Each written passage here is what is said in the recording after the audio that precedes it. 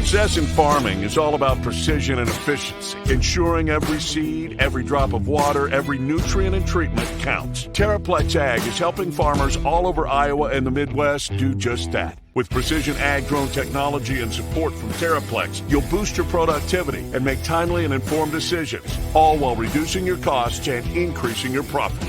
It's time to revolutionize your farming. Harvest the benefits with Terraplex Ag. Visit TerraplexAg.com. Hello, ladies and gentlemen. Welcome in to another episode of Making Memz on the Iowa Everywhere Podcast Network and coming to you live from the Channel Seed Studios. Channel Seed, we appreciate them and the sponsorship they do of the studios here at Iowa Everywhere. Great people. Check out those seedsmen at work.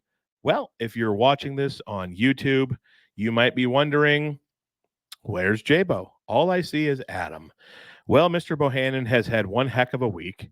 So over the weekend, he had a wedding of a former teammate who you all know and love, Nick Baer, one of the most hardworking, one of the best hustlers, an absolute stud, sixth man of the year in the Big Ten. Nick Baer got married over the weekend.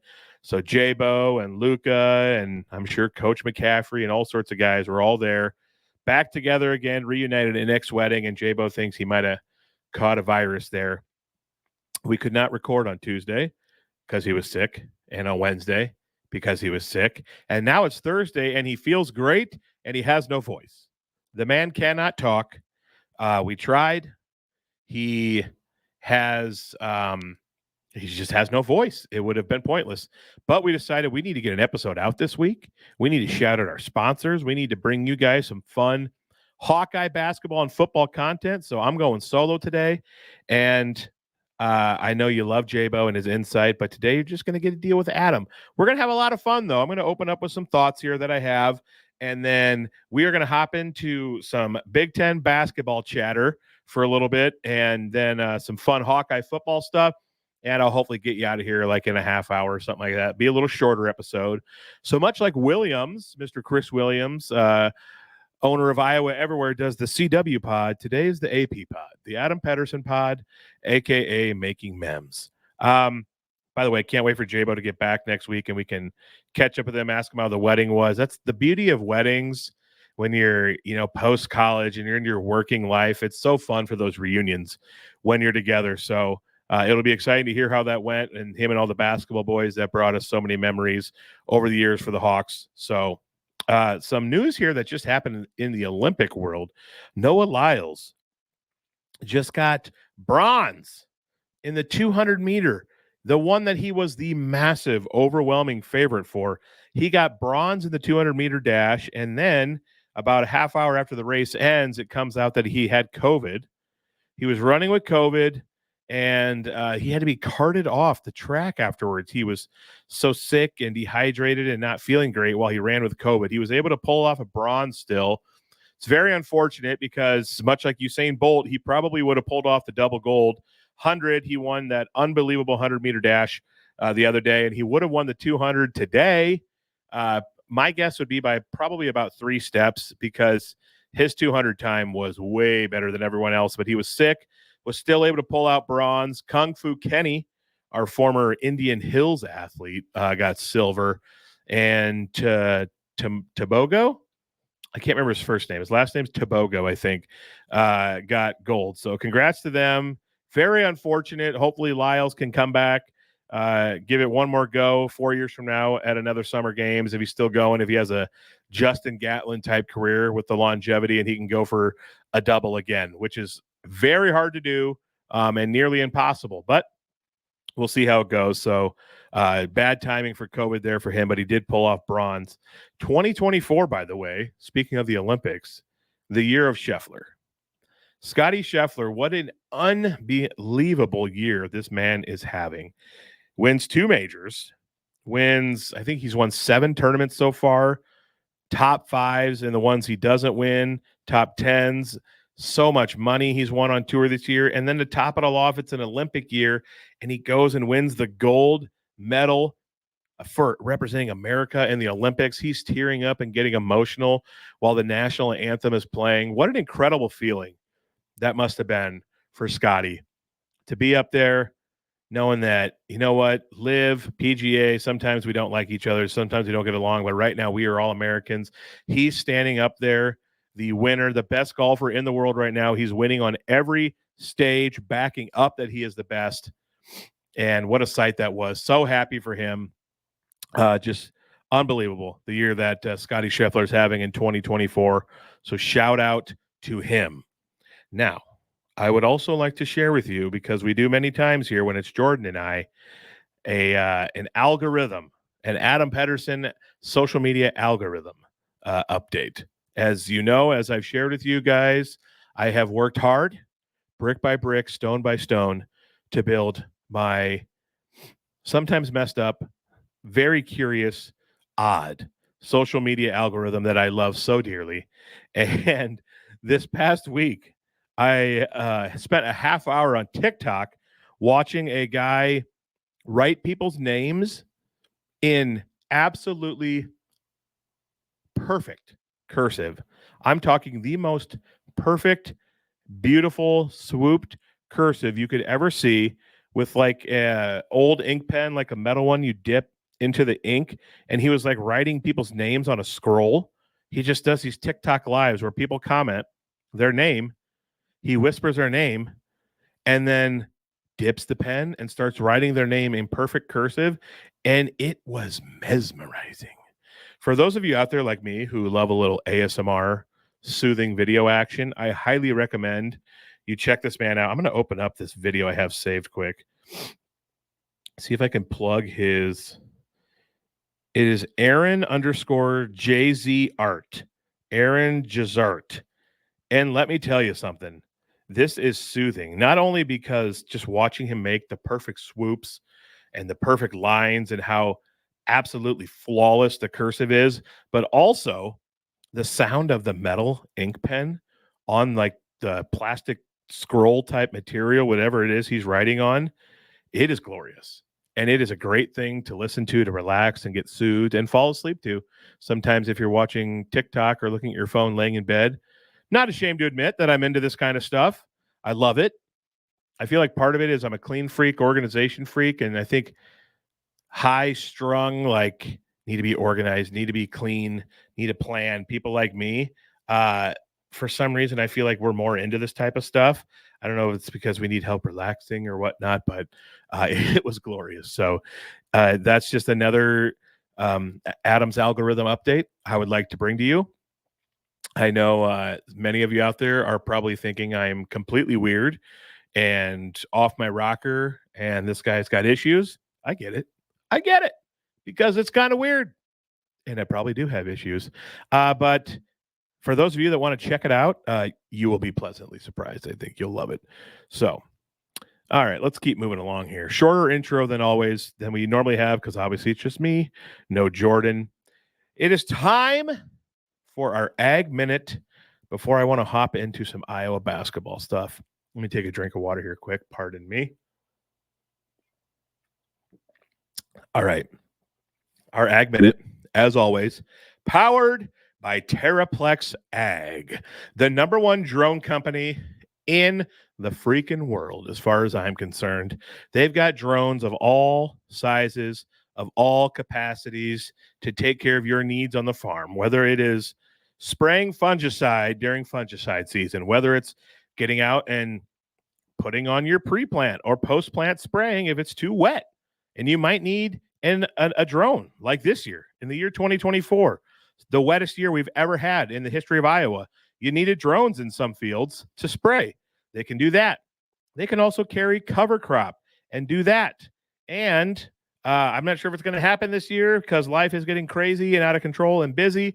But I have talked with the guys at Terraplex, and sometime down the road here, we are hoping to do a demo at the farm. We're going to get Jabo out there, a little meet and greet. We're going to have farmers from all over the place come, and we're going to show how their drones can spray cattle with fly spray. So when I'm out doing chores, how I do it, if the cows are in my far east pasture, I will shut the gate. I will go out into the field where I have bottomless bunks in the summer, Summer, obviously, is fly season. And I will take the feeder wagon out and I will unload all of my feed into the bunks. I will then drive out of the field, hop out of the tractor, and go open that gate. And while the cattle are coming through that gate, I'll try to leave it cracked so maybe only 2 or 3 at a time can go through. But they're running through like a mad stampede to get to the field. So it doesn't work 100% efficiently. But my dad will be there on the four-wheeler with a sprayer with fly spray and stuff in it. And he's spraying them and hitting them while they're going by. And then he'll go drive behind them while they're eating and spray them and be downwind. So it's spraying towards the cattle. But they get a little jumpy and they run away and you can't get them coated as well as you need to. Well, that's where we're hoping. We want to see if the drones can come in with cattle spray, how used to drones cattle can get, with the buzz of it and everything. They shouldn't be startled by it because we've had airplanes come apply cover crop in the fall and the cattle don't freak out when a loud airplane goes overhead. And so we're thinking we can hover over them with the drone. We can spray them with fly spray while they're eating, all lined up. And this can be an efficient, great way to get a good cover on them because we spray them every single day, basically, while they're going out to the bunks to eat. And I mean, it's just flies are relentless here in Iowa. Flies are undefeated. I feel like there's no thing out there that really can kill them. But when we put the spray on them, it usually does. If we actually got them in and gave them the amount they needed, it would work for about a week. Flies would stay off, but then they come back because the spray wears off and you have to just keep redoing it. So we're hoping to get a drone out there to show how we could spray cattle with them. And this can be a new industry and a new venture down the road that Terraplex can go down. So all that to say, exciting things on the horizon, hopefully for Terraplex Ag. Check them out. Go to their website, give them a call, reach out via email. They can get you whatever you need. All right? They're great people. We know them personally. They are Hawkeye fans, but a lot of Cyclone farmers out there too that they would love to help as well. So check out Terraplex Ag, powering the Ag Minute. And my Ag Minute this week is simply this. I think I had a miracle calf. That's right. I think I had a miracle calf. I went out to the farm or to the pasture about a week ago, and there was a calf laying in the pasture. Now, mind you, I promise I'm not making this up. All the cattle that are in the pasture at my dad's place have had a calf. There is 0 cattle at my dad's place currently, the pasture where this calf was, that have not had a calf, and they shouldn't have any more. Because once they calve at our farm down south, we keep them there for about 4 or 5 days till they're a little older, and then we move them up to pasture, my dad's place down the road to the north.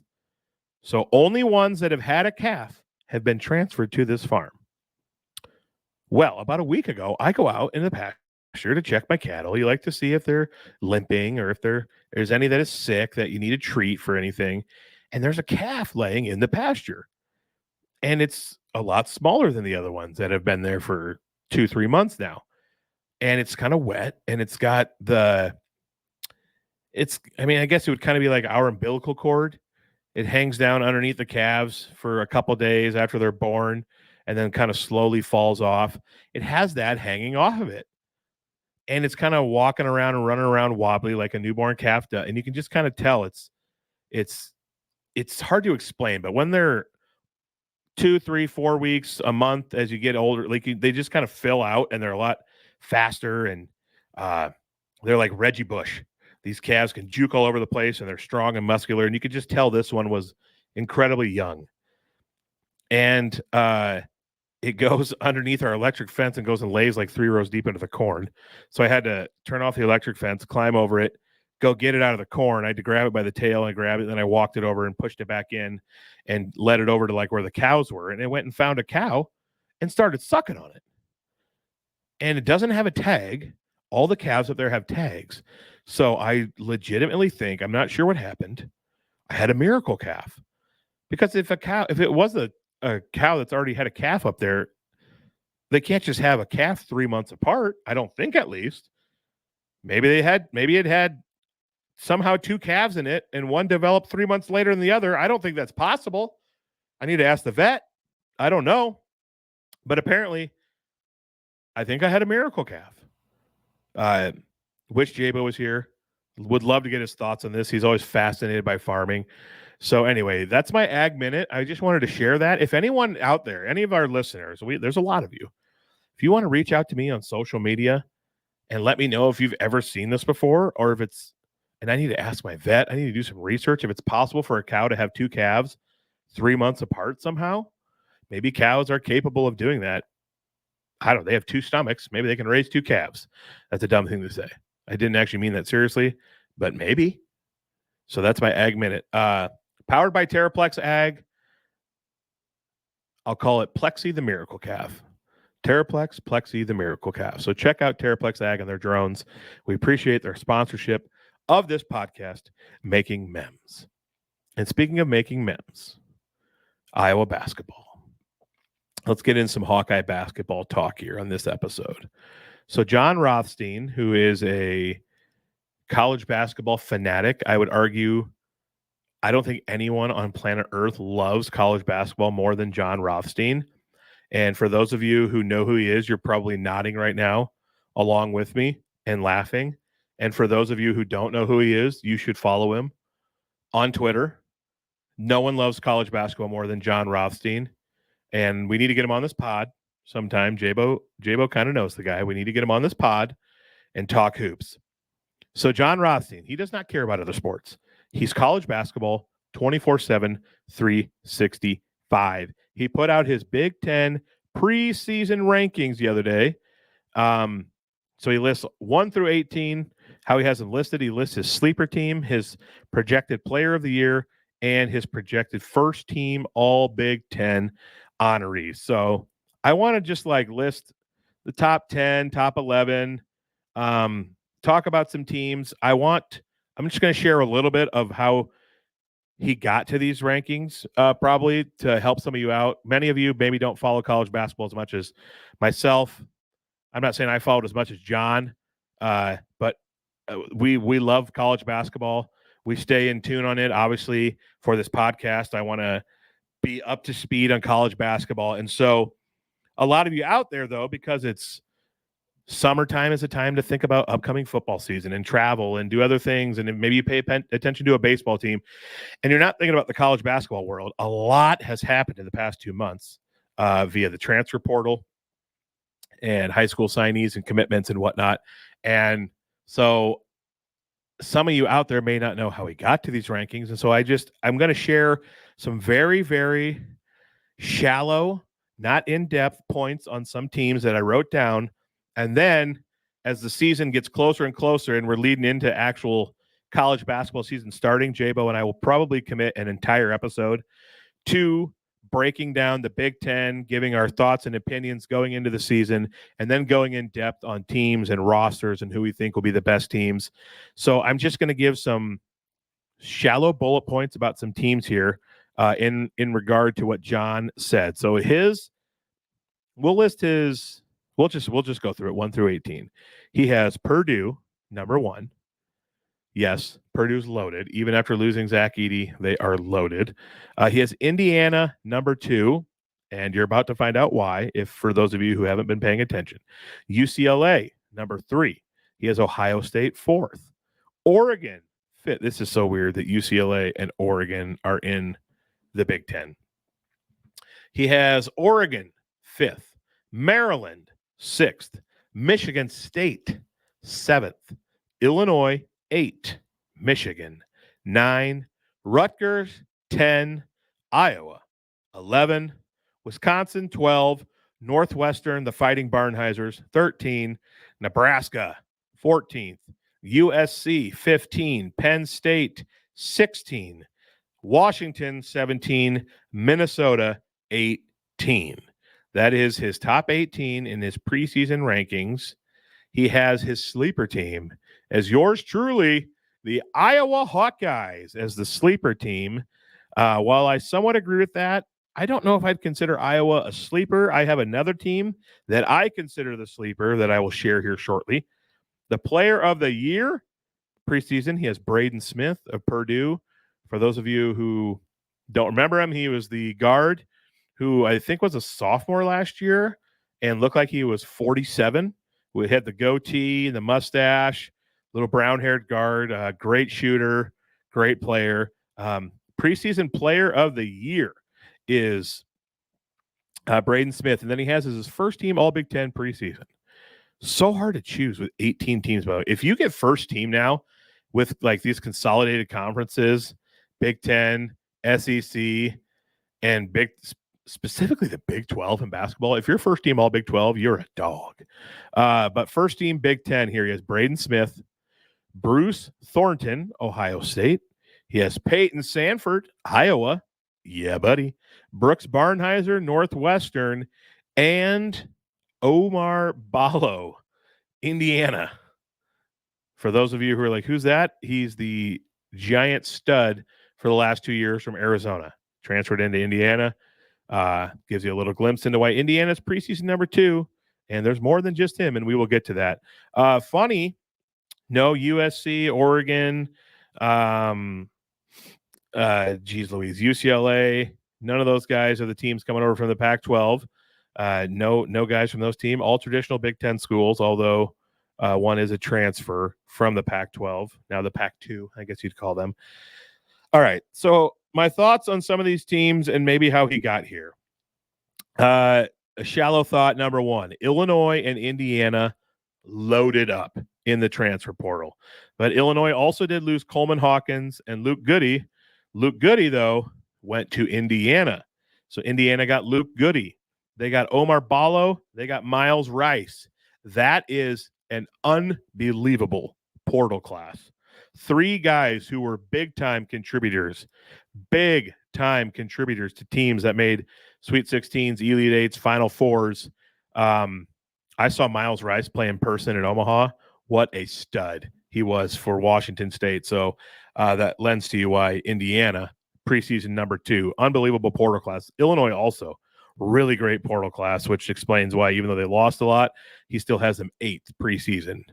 Purdue, my opinion about Purdue, they will be more fluid without Zach Edey. They just ran so much of their focus was dump it into Zach, let him get his 30 points, let him go to the line 16 times. I hated the way the officials officiated Edey. I thought it was absolute garbage at times. But I do think they'll be more fluid without him. They'll run a better offense. Matt Painter, I mean, honestly, we have no doubts in our mind that Purdue will be ready to roll. Matt Painter's a great coach who always has great teams, and they bring back a lot. Outside of Braden Smith, we're going to touch more on them when we go really in depth. But boy, I know they lost Edey. They bring back a lot. Very good players. And by the way, Braden Smith, here's my hot take about Braden Smith, Purdue, preseason Big Ten Player of the Year. He could be the next Cassius Winston. If you don't remember Cassius Winston, the all-everything guard for Michigan State, he absolutely dominated the conference his senior year, put that team on his back, led them to the tournament. I believe they went to the Sweet 16, and they were an insane who was that player for Kansas State? They played Kansas State. I can't remember what his name was, but they were an insane performance by that Kansas State player. I believe a double overtime game of going to the Elite 8. And so I think Braden Smith could be, and Purdue will be just fine. They have a lot of returning players. A lot of people think, oh man, they lost Edey. They can't be that good, right? They'll be just fine.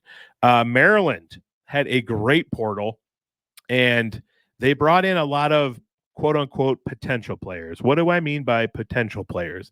I mean players who were nationally ranked coming out of high school. They have players that were ranked in the 40s, 60s, 70s that were really good, that only averaged 4 or 5 points in their first school, their first stop. Maybe it was because they were young.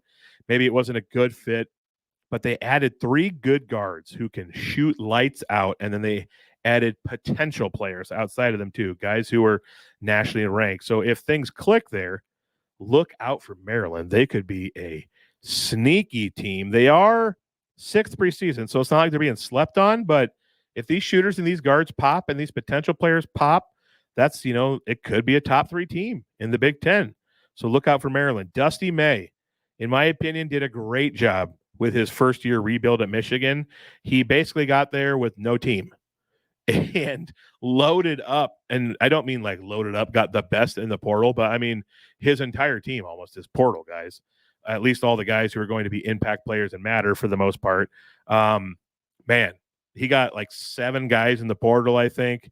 The big guy from Florida Atlantic that was there with him, Vlad Golden, is coming to Michigan. Michigan, Rothstein has them 9th preseason. So, like we said, like Dusty May had almost no one, proven himself to be a great coach while at Florida Atlantic. Will it transfer to the Big Ten? We'll see. This is his big shot. We'll see how it goes for him. But, boy, Michigan, another team, a lot of potential there. We'll see how all their portal guys gel together. MSU, Michigan State, they got a big-time shooter out of Omaha in, I think it's Freddie Fiddler is his name. And they bring back a really solid core. They do lose A.J. Hogard, who I loved, just a big bruiser of a guard. But Xavier Walker, I think is his name, has a chance to be an absolute Michigan State legend, one of those freak players who's an absolute stud that Izzo has. If he can turn into the 5-star beast that a lot of people think he can, along with this Fiddler shooter and other core they bring back, it could be one of those classic Izzo teams where he has, maybe one NBA guy and then just a bunch of awesome role players around him, and they make a great move and make a run in the tournament. So we'll see. Ohio State, maybe the best offseason of anyone in the Big Ten, potentially. They brought in 2 former 5-stars as part of their portal class, and they brought back Michi Johnson, the point guard who was there, who went to South Carolina, and then who came back to Ohio State. Such a weird situation that this portal creates sometimes. Anyway, he's back to a place he's familiar. They brought in 2 former 5-stars. I think one was from Kentucky. I don't remember the other one was from Louisville, maybe. So Ohio State brings back Bruce Thornton. I mean, man alive. This is a team. This is a team that could be scary. Rothstein had them 4th preseason. The Big Ten is going to be loaded this year.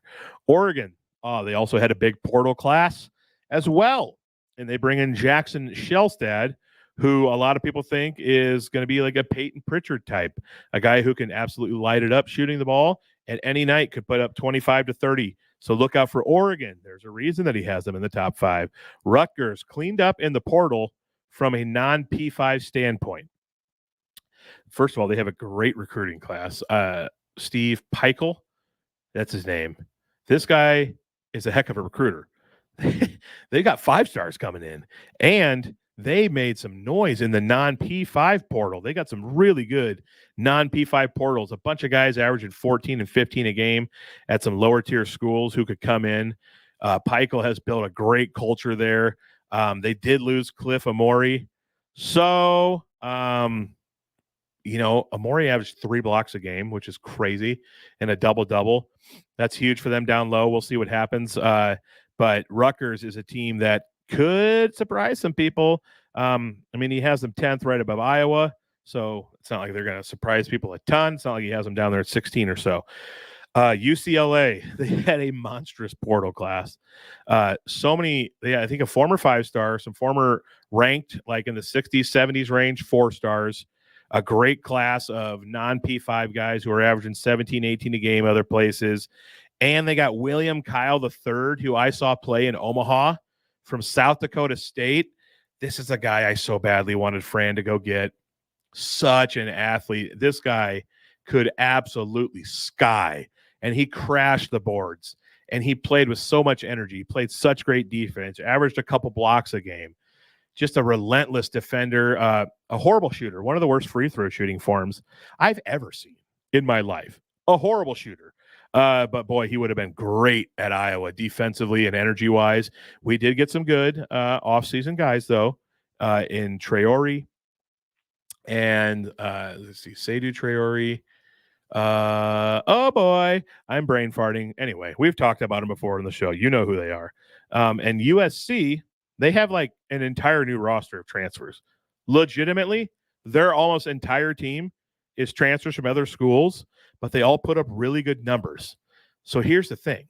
If Eric Musselman, proven coach, tons of success at Arkansas, I think a lot of people forget Eric Musselman is now the USC head coach. and he's really good. And he's a guy that players love to play for. He's taking his shirt off. He's high energy. He's all about it. If Eric Musselman can get all these transfers to gel together, this is my surprise team. I don't think Iowa's the sleeper of the Big Ten. I think it's USC. John Rothstein has them at 14th. I think USC, coached by Eric Musselman. Now remember, in college and high school, coaching can make or break everything. Obviously, you have to have talent, but coaching can make or break everything. Eric Musselman is a man that I think will get these recruits and these transfer guys to gel, play hard, and I think some maybe shortcomings they'll have with cohesion, I guess if you want to call it, will be overcome by his great coaching. I think USC is a team that will finish in the top 10 of the Big Ten, make an NCAA tournament, and Eric Musselman will keep his great college coaching career rolling. Remember, he's a former pro coach. This guy knows how to coach athletes and pro type players. So don't sleep on USC. They are my sleeper team that could surprise the Big Ten. And my final thought here is Wisconsin, I feel like, got hurt the most by departures. They lost Connor Esigian, however you want to say it, Chucky Hepburn, and AJ Storr. AJ Storr going off to the unbelievable Kansas roster, which we're going to break down in our Big Ten season preview and national preview. Kansas is unbelievably stacked. So Wisconsin hurt the most by the portal, in my opinion. They lost a lot of players, and boy, they're at 12th here. I could see Wisconsin honestly finishing around 16th, 17th of the Big Ten, which is insane to think about because they're always good. But we'll see what happens. So that's my breakdown of John Rothstein's kind of Big Ten preseason rankings. I think the sleeper team is USC, who I think Eric Musselman will have top 10 Big Ten and make the national tournament. And boy, there are so many good transfers coming into the Big Ten. Like I could see Miles Rice easily being first team All Big Ten. He's not on here. Geez Louise. I could see, Peyton, teams keying on Peyton like crazy, and maybe Josh Dix goes off, or Owen Freeman has an unbelievable year and he's first team All Big Ten. It's just there's like I think like 20 guys who could be first team All Big Ten that are just going to all have great years, and it's going to be a wild year. And with this conference consolidation and merging, it's just going to be nuts in these big conferences now. So there's my thoughts on the Big Ten, John Rothstein, at least Big Ten preseason, and giving my thoughts on maybe why he had some teams in some places. Let's hop over to football now to close out today's show. All right, Bruce Feldman, one of the most anticipated lists every year he comes out with. It is Bruce Feldman's college football freaks list. He goes through players from all over the country. It's maybe not players who have had amazing careers yet on the field, but it's simply they are freaks, whether they're football players who could nearly be running in the Olympics, or they're football players who are putting up ungodly amounts of numbers in the weight room, or maybe they're a freak in the classroom as well as the gridiron. Who knows? But his freaks list, I think he lists like top 60 or something maybe. Last year, Logan Jones, Hawkeye center, former defensive lineman, was number 52. This year he has him in his top 10, number 9 on his freaks list. And this is what Bruce Feldman had to say about Logan Jones and why he is on the list. The 6'3", 293-pound converted defensive lineman was number 15 on my list last year. Jones, a third-team All-Big Ten pick by league coaches in 23, is a former state champion in the state of Iowa in shot put and discus. His vertical is 36.6, and many of his other freaky testing numbers came before this year, as he had leg surgery in January and wasn't cleared until after the spring. So we're going to look for more crazy numbers from him as he heals. But he squatted 2023. This man squatted the Iowa Hawkeye record, 695 pounds. People, I love to lift. I lift in the weight room 5 days a week. There's a reason I'm this big and this athletic and can move around as good as I can, because there's a lot of muscle underneath my chubbiness. I'm a double C thick boy with a lot of muscle. I squat. I'll put 3 plates on, which is 315, and I'll knock out like 6 reps. I like to do a little more reps. I don't max out ever. But 695 pounds, me thinking about doing twice what I do is me taking that off the rack, if I can even get it off the rack, and then completely crumbling to the ground. 695 pounds is insane. And think of all the freaks that have come through the Iowa football program who physically, muscular-wise, were not human. Logan Jones beats them all. 695-pound squat.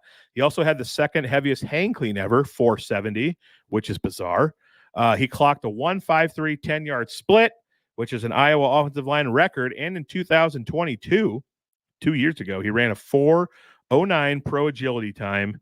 And that 20-yard shuttle time is 0.05 faster than the best time an offensive lineman has posted ever at the NFL Combine. In 2011, Cincinnati's Jason Kelsey, 4:14. Logan Jones is running 4.09, faster than any pro agility ever.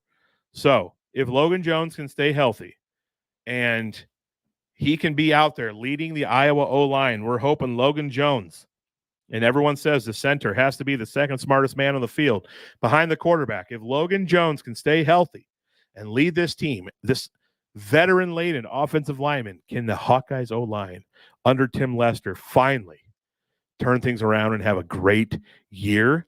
I think Logan Jones is the guy to lead us to that, and I think we're finally going to get over the hump this year. We have like 4 of our offensive linemen have started over 30 games. This is crazy. It's the most veteran O-line ever. They just haven't been able to gel. Part of that is defense has been knowing what's coming. And maybe Tim Lester changes that up. We switch it up, and all of a sudden we have a dominant O-line here. It's going to start with Logan Jones, who's an exceptional freak, very quick, insanely strong, and he just makes me so excited to watch football. I can't wait. I love watching line play. Many plays I don't even watch where the ball goes. I like to watch the O-line because then I can go back and say, well, that play would have been great if he did this or he did that. But anyway, love me some O-linemen. Congrats to Logan Jones, the number 9 freak in college football, according to Bruce Feldman. And speaking of Iowa Hawkeye offensive lineman, shout out to you, Tristan Wirfs. I was going to share this with Jabo. I'm sure he saw it. $140.6 million extension for Tristan Wirfs. It's a 5-year deal, makes him the highest paid offensive lineman in NFL history.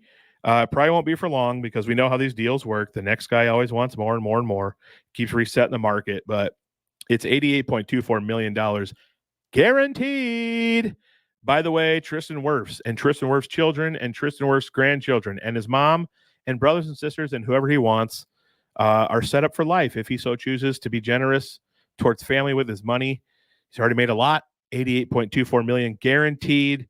Shout out to him. He's a 3-time Pro Bowler already. He's been a first-team All-Pro once already. Won a Super Bowl his rookie year as a right tackle for Tom Brady. Tom Brady spoke so highly of him. And it's just I just love these stories. This is what's so beautiful about Iowa and Iowa football. The developmental program Iowa turns small-town Iowa kids with massive dreams. It turns their dreams into reality. It makes their dreams come true through football. How many kids said, I know I can do this. I know I have the ability. I maybe just overlooked, or I'm a 1-star. I'm a no-star. I'm going to walk on at Iowa. I'm going to get in that developmental program, and I'm going to show these coaches that I can do it. And they put in the work, and they lift, and they grind. These small-town Iowa kids live their wildest dreams through the Iowa football program. And then you get Tristan Wirfs, though. How rare is it to go from being an 18-year-old high school senior into the Iowa football program in the Big Ten, and you're big enough, strong enough, good enough to start day one as a true freshman. And then he's all Big Ten as a true freshman. And then he's All-American as a sophomore. And he's All-American as a junior. And he's winning a Super Bowl at age 21 in the NFL, blocking for the greatest football player of all time, Tom Brady. I mean, I just love this. I love this for Tristan Wirfs so much. What a life. It's a life that so many kids in Iowa dream of growing up. And the fact that he gets to live it, and he seems like such a great dude. He gives back. He loves his community. Mount Vernon has put out, that area of the state has put out some awesome Hawkeyes. And Wirfs is just, he's humble. He loves his mom. He loves his family. This is so cool. And it's just a testament to how cool, like how awesome it is. Like God takes these guys and he makes these guys just a little extra special, maybe in his image. We're all loved and perfect in God's image, but Wirfs, he makes Wirfs just this absolute specimen beast. He's smoking people on the wrestling mat, except for Tyler Linderbaum, of course. Man, just so happy for the guy. His life is set forever. Just a great dude and an amazing football player. And he's only, ladies and gentlemen, I think he's only 26 years old. Here's the crazy part. He could play in the NFL another 10 years probably if he wanted to. I mean, talk about freaks. I bet he was, after seeing that pool video, he had to have been up there. I don't remember if he was on Bruce Feldman's freaks list, but I feel like he had to have after the power clean video we saw and him jumping out of the pool and stuff. So shout out to T Daddy Wirfs, who, by the way, said he plays at like 360 and he's just muscle, 360 pounds, but he's not fat. What an absolute specimen. So happy for Tristan Wirfs. Unbelievable. What a great, like, marketing for the Iowa Hawkeye football program, too. Like, one of the highest paid tight ends, Hawk. One of the, and going to be many more tight ends of the highest paid, Hawks. Highest paid O-lineman, Hawk. Some of the highest paid safeties who've been killing it in the league for years, Micah Hyde, Hawk. Brandon Scherf, highest paid guard, Hawk. People out there, come to the Hawks. Let's go. Play for the Hawks. Get in that program. Make some money. All right. Now to a tweet from my fellow Iowa Everywhere employee and podcaster, Scott Docterman. This was about a week ago. He had a tweet about Brandon Smith. Said, good to see Brandon Smith getting another NFL opportunity after working out for the Chiefs, Jets, Ravens over the past 2 weeks. JJ Halsell said, my client, Brandon Smith, is signing, who had been playing with the XFL's Defenders, is signing with the New York Jets. Let's go, baby. If Aaron Rodgers can be healthy and lead this team well and spread the love, Brandon Smith, who knows? Might see him in the league catching 15, 20 passes. I'm so happy he's getting the opportunity. Brandon Smith is one of those guys who seemingly every time the ball was thrown his way, he caught it. I think thousands of you Hawkeye fans out there are very similar in thought as me and in word in saying that, why don't we throw the ball to Brandon Smith more? When I'm sitting there watching Iowa games and Brandon Smith was playing, all I was ever thinking is, why don't we throw the ball to him more? Just throw it up to the guy. He's 6'4", has unbelievably gigantic hands, has a 40-some inch vertical. Just, if you could make a wide receiver body, it's Brandon Smith.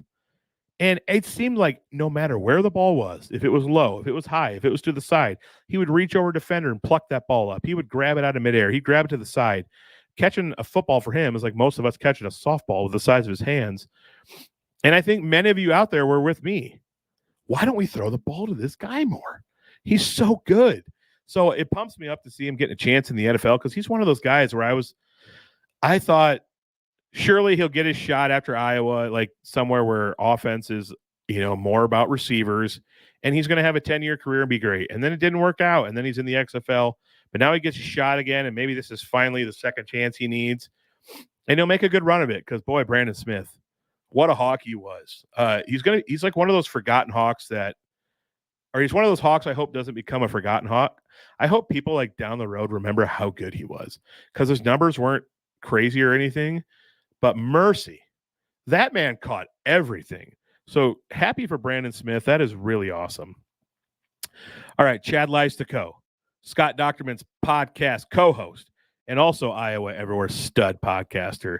Shout out to those boys. Would love to talk to them sometime, get a pod. Be fun to talk to them. Been following them forever with their great info. Would love to just chat with him sometime and have fun on a pod. But Chad Lystico, about a week ago, put out the updated Iowa depth charts, and it was interesting. Brendan Sullivan was QB3. 3 deep at DNs. Our D-line is studly this year. And John Nestor had moved his way into the starting lineup as a corner, and Bo Stevens also in the starting lineup. I have some thoughts. First of all, I think it was Ryan Clark. I saw him a video on TikTok. For those of you who don't know who Ryan Clark is, former Pro Bowler, cornerback for the Steelers during the James Harrison days and all that. He played with Polamalu a little for those awesome teams in like the mid Roethlisberger years. Ryan Clark is now on, is it ESPN? I think he's a football guy on ESPN, NFL guy for ESPN, but he makes a TikTok video and he's talking about how Iowa is trying to break the mold. We're trying to only put white cornerbacks in the NFL. And he's talking about, he must have seen someone posted Iowa's depth chart. He goes, they got Riley Moss. Back in the day, they had Sean Considine. And now they got Cooper DeJean. And now they got another guy, John Nestor, who's starting. And he was like, it was like a funny video where he was breaking down how he thinks Iowa's trying to only put white corners in the NFL on purpose to try to make a point or something, which clearly isn't the case. But it was really funny. Tons of DBs in the NFL from Iowa, white and black. All awesome players. But the video of Ryan, you should try to search it out if you guys can. It was really funny. But really cool that John Nestor has cracked the one slot for a DB. Another thought I had was, I cannot recall ever, like of the last 15, 20 years, I don't recall a time where Iowa's depth chart had 3 wide receivers in the first 11. It's usually 2 tight end, 2 receiver, running back, QB, 5-0 line. 3 wide receivers in the depth chart, which is exciting.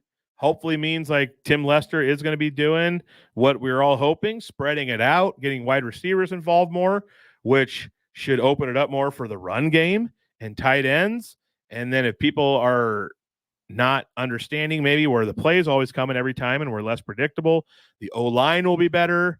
And so as a whole, this 3 wide receiver thing gives me a lot of excitement and hope. And that's the beauty of preseason.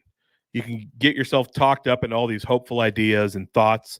And my hope is that, this 3 wide receiver depth chart thing is something that's going to be an awesome game changer for the Hawks offense and get things rolling and spread out, and maybe some RPOs, and things will misdirection going sideline to sideline. And it's going to be a lot of fun because we need that. We need that. And it'll help, maybe attract some receivers that we have been missing on.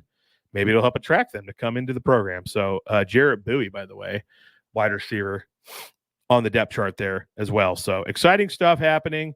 Hawkeye football, baby. It is. This Saturday is what's this Saturday? The 10th? And it's the 10th, the 17th, the 24th, the 31st. Lord have mercy. We're 3 Saturdays away from football. Oh, baby. All right. This is how I wanted to cap off this episode. I wanted to list, since just here by myself, I thought I'd have some fun. I wanted to list my all-time starting Iowa Hawkeye offense for football. Let me say this first. I would like to predicate my list with this. I'm only doing people that I actually saw play in my lifetime.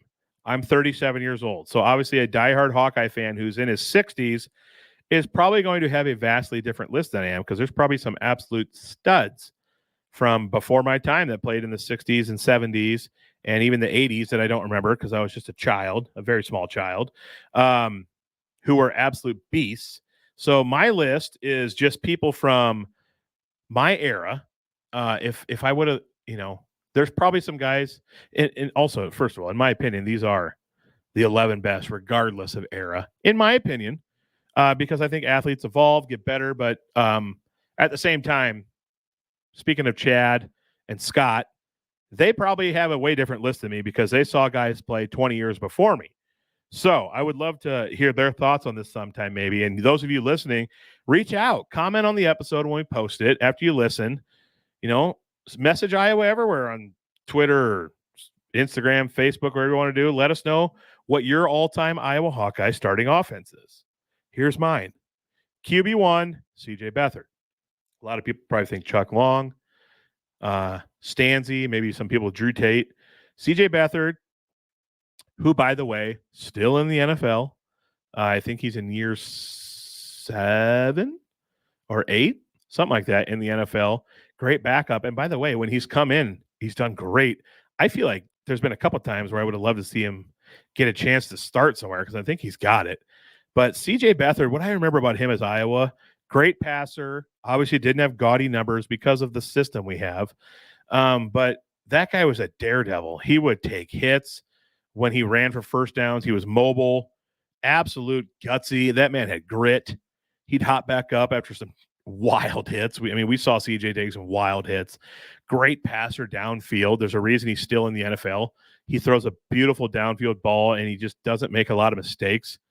And if you can just stay mistake-free, you're going to hang around at the highest high of the game because people know they can rely on you to not screw up, and that's better than putting in someone who's got all this wild talent but screws up a lot. So CJ Beathard is my QB1. Obviously, his best moment ever. None of us will ever forget it. The throw to Tavon Smith in the 2015 Big Ten title game. We won't talk about how that game ended, but Hawkeye Nation as a whole was electrified with 8 billion, trillion, gazillion collectively goosebumps as he hit Tavon Smith, and the dab heard around the world. All right, my running back, Sean Green. So my lifetime, I've seen Cedric Shaw, Tavian Banks, Liddell Betts, Fred Russell, Sean Green. You think about those stud freshmen back in the day, Marcus Coker, Brandon Wager, Adam Robinson. All of them could have been amazing. All of them just wasted it, couldn't keep their head on straight. Sean Green's my pick, though. My pick, if it wasn't Sean Green, was probably going to be Tavian Banks. So shifty, so good, so elusive, could make people miss. But Sean Green, he had a great NFL career during those years with the Jets with Mark Sanchez and Rex Ryan, where they won back-to-back, or they went to back-to-back AFC title games, had some decent success. Sean Green had a nice NFL career, and he had that unbelievable year at Iowa. And what set him apart, I think, was they just couldn't tackle him. It would look like he was going to be tackled open field, and then he'd put like the sickest spin move you've ever seen on a guy, and he's gone. He was big and fast, and so he could put a move on a guy, and then his acceleration speed, he was gone. End zone. See you later. Sean Green, unbelievable jukes and making people miss. That 2008 season was so dang fun with him. Didn't have the record we wanted. Went 9-4. I think we ended 10-4 after the bowl game, if I remember right. But boy, oh boy, was he fun. And then all the shirts, the green for Heisman or whatever, shirts in the stands. Everyone started wearing the green T-shirts as the nation took notice. Every game, you're always worried, like, oh gosh, the media's talking about him too much. Now teams are going to key on him, and it's going to be terrible, and he's not going to have a good game. Nope, he'd go for 150, 200, and a tud. Unbelievable. Sean Green is my pick at running back. Marvin McNutt is my first wide receiver pick. Didn't seem like there was anything out of that guy's reach. Giant hands, came in as a quarterback, ended up as the best receiver in Iowa history, probably. What else is there to say about Marv? 7 got 6. I fainted running down my parents' steps from my bedroom. Went to celebrate with my friends, slipped on a bag full of beer cans, cut my knee open, blood all over my parents' white carpet, but 7 got 6. What a glorious night. And the 2009 season, probably going to be my favorite Iowa football season ever. I'm not sure anything could ever top it because of the way Iowa won games that year. Just insane. Shout out Marvin McNutt. My first tight end, TJ Hawkinson. By the way, I went 2 wide receiver, 2 tight end. I didn't go 1 tight end, 3 wide receiver. So I got 2 wide receivers, 2 tight ends. First tight end, TJ Hawkinson. This is obviously the hardest decision of the entire lineup because think of all the tight ends Iowa's had. Yeah, everyone knows like the big 5 names, but think about Brandon Myers. People forget Mr. Basketball in the state of Iowa. He was a stud in basketball. He went to Iowa as a tight end, was a stud, played in the NFL for the Raiders, and I don't remember who else had a decent NFL career. Think about Scott. Shoot. His brother was a quarterback. Anyway, it'll come to me down the road. You guys know who I'm talking about. He was a stud tight end. Think about C.J. Fedorowicz. He was a stud. He played in the NFL for the Patriots. Scott Chandler, by the way. Bang. Knew it'd come to me. Like, the Iowa tight end room is insane. T.J. Hawkinson, though, might be the best I've ever seen at Iowa. That guy had unbelievable hands. He would pluck a ball that looked like it was going into the dirt. He'd somehow grab it 2 inches off the ground, make an unbelievable snag. He was fast for a tight end, hard to take down. Not as fast as his cohort Noah Fant, but T.J. Hawkinson's my first tight end. My center, geez Louise, I am barreling down in an hour. How did this happen? My center is Tyler Linderbaum. Do we really need to say more? Freak athlete, unbelievable blocker, still tearing it up in the NFL. Now that Jason Kelce has retired, probably the best center in the NFL. Him and Creed Humphrey for my Chiefs, probably the two best centers in the NFL. He just does not let people get to the quarterback. He does not give up sacks. He's dominant in run blocking, and he runs like a 4.8. He runs like a 4.8 40. He's just a freak athlete and has maybe the most epic wrestling match in the history of the state of Iowa. Him and T. Wirfs, and I believe he pinned Wirfs. Let's go old school here. Early Kirk. My left guard is Eric Steinbach. Now, there might be some young Hawks out there who don't remember him. Eric Steinbach, look him up. Google the name. The man was a stud, an absolute stud, playing with Robert Gallery and Bruce Nelson on those teams, in those early 2000s Kirk Ferentz teams that really set the standard for what Hawkeye football would be for the next 2 decades. Eric Steinbach was, and a lot of people probably thought, well, he's beside Robert Gallery. Everyone, of course, he's good. Like, Gallery's taken it. Nope. Went on and had an unbelievable, at one point was the highest paid guard in the NFL, one of the top free agents in the NFL. He had a great NFL career. Injuries hurt him. I think he ended up playing 10 seasons, maybe 9 seasons. I can't remember. Was great for the majority of his NFL career. Then things took a turn at the end with some injuries. I heard him on a podcast, by the way. I think it was on Gary Dolphin's podcast. He told Gary that he played at like 275. He was listed at like 315 or 310 or something in the program. He told Gary he played at 275, and his coaches actually would get mad at him for never making weight. But they said, if you just keep playing like you're playing, we're just going to turn the other cheek and we won't worry about it. And they let him play at like 275, and he was dominant as a guard. And Robert Gallery, of course, is my left tackle. Kind of obvious. The man who made me fall in love with offensive line play and being a lineman. Robert Gallery. Oh, I would go to Hawkeye games when he played. I wouldn't even watch the ball. I would sit in the stands and watch Robert Gallery block. It was a thing of beauty. He would put DNs on the sidelines. He would put 2 guys into the ground. He would pull and absolutely destroy humans. Robert Gallery was a beast. For those of you who weren't old enough to remember watching him play, it's a damn shame, because Robert Gallery was unbelievable. He's the clear-cut, obvious choice for left tackle. By the way, none of these guys' NFL careers have any bearing on this. It's what they did as a Hawk. My right guard, Brandon Scherf, grew up 55 miles down the road from me, Denison, Iowa. Absolute stud. Your typical Iowa farm boy who goes to Iowa, dominates, plays in the NFL, highest paid guard in the NFL. Seeing a pattern here of high-paid Iowa players. Hey, recruits, come to Iowa. Brandon Scherf, still playing, all-pro, Pro Bowler, stud. Nothing else to say. Loves hunting. As offseason, he buys hunting ground and goes and hunts and just lives his American dream. Tristan Wirfs, my right tackle. We've talked about him. Nothing else to say. I talked about him earlier. My other tight end is Dallas Clark. Dallas Clark, the man played with no gloves, had the surest hands, was fast, just so good. His story is wild. He came to Iowa as a linebacker, a walk-on linebacker. He goes to practice to help one of his friends who was a quarterback, who would have been his first quarterback, Kyle McCann, maybe, to catch passes for him and run routes and help him out. Coaches say, "Oh, look at this!" Like they saw him. I remember him saying this on a podcast once, and coaches saw something in him when he was out running routes, and like, I think that guy could be a tight end. And it's one of those things where right place, right time, his life has changed forever. Becomes an All-American, second-round draft pick, multiple-time Pro Bowler, long career in the NFL. got to play with Peyton Manning and some loaded Colts teams, and his life was forever changed because of just one of those classic Iowa position changes. Linderbaum, D-line to center, NFL legend.